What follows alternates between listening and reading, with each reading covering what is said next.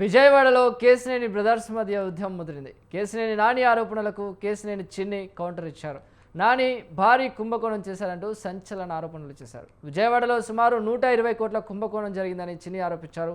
Scam వెనుక చాలామంది సూత్రధారులు ఉన్నారన్న ఆయన ఇందులో ప్రధాన సూత్రధారి కేశినేని నానినే అంటూ తెలిపారు. విజయవాడ చరిత్రలో అతిపెద్ద స్కామ్ అని 2016-17కు సంబంధించి 120 కోట్లు ఎన్పిఏ అయినట్లు ఆయన తెలిపారు. రైట్, దీనిపై మరింత సమాచారాన్ని మా ప్రతినిధి శ్రీనివాస్ అందిస్తారు. Thank you Chiranjeevi. కేశినేని నాని చిన్ని మధ్య వివాదం రోజు రోజుకి ముదురుతుందని చెప్పుకోవచ్చు. మొత్తం మీద చూస్తే కనుక కేశినేని నాని చేస్తున్నటువంటి కేశినేని చిన్ని చేస్తున్నటువంటి ఆరోపణలు ఏవైతే ఆరోపణల్ని తిప్పుకొట్టేందుకు ఈ రోజు మీడియా సమావేశం కూడా కేశినేని చిన్ని మరికొద్దిసేపట్లో నిర్వహించబోతున్నారు. అయితే కేశినేని నాని చేస్తున్నటువంటి మొదటి నుంచి కూడా అంటే రాజకీయ వివాదం అనుకునేటువంటి నేపథ్యం అయితే మొదట్లో ఉండేది. ఎన్నికల 2024 సార్వత్రిక ఎన్నికల ముందు కేశినేని నాని వైసీపీ నుంచి పోటీ చేయడం, అదేవిధంగా కేశినేని చిన్ని టీడీపీ నుంచి పోటీ చేయడం. అయితే కేశినేని నాని అంతకుముందు 2 సార్లుగా ఎంపీగా అక్కడ విజయవాడ పార్లమెంట్ పనిచేసినటువంటి నేపథ్యం ఉంది.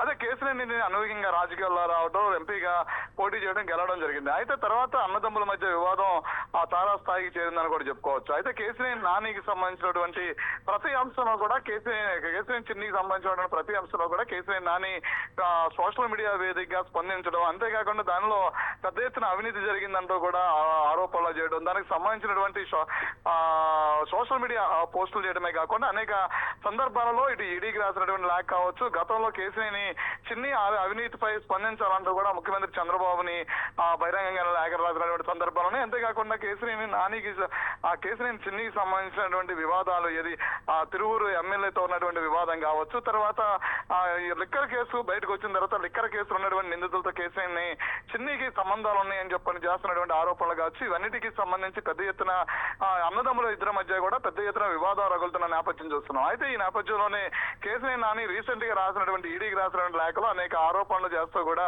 కేశినేని చిన్ని మీద ఆరోపణలు చేస్తూ కూడా లేఖ రాశారు. ఈ అన్నిటి మీద కూడా ఈడీ వెంటనే ఈడీ ఎమ్మటనే యాక్షన్ తీసుకోవాలి, ఆయన పైన చర్యలు చేపట్టాలంటూ కూడా ఆయన ఈ లేఖలో పేర్కొన్నటువంటి పరిస్థితి కనిపిస్తుంది. అయితే దీనికి సంబంధించి కేశినేని చిన్ని వర్గం మొదటి నుంచి ఖండిస్తున్నారు. అయితే దీనికి ఈ రోజు కేశినేని చిన్ని మీడియా సమావేశం నిర్వహించి అసలు జరుగుతున్నటువంటి పరిణామాలు, అదేవిధంగా రాజకీయంగా ఉన్నటువంటి విభేదాలు ఇవన్నింటినీ కూడా మీడియా సమావేశంలో వివరించడానికి సిద్ధమవుతున్నారని తెలిసింది. ఏదైనప్పుడు కూడా కేశినేని నాని చిన్ని వివాదం మాత్రం విజయవాడ పార్లమెంటు పరిధిలో మాత్రం పెద్ద ఎత్తున వివాదంగా రాచుకుంటుంది. అది రాష్ట్ర స్థాయిలోనే పెద్ద ఎత్తున ఇద్దరు అన్నదమ్ముల మధ్య ఎంపీలుగా మాజీ ఎంపీ మధ్య వివాదం ముదురుతుందనేది కూడా రాష్ట్ర స్థాయిలో చర్చాంశంగా కూడా మారిందని చెప్పుకోవచ్చు చిరంజీవి.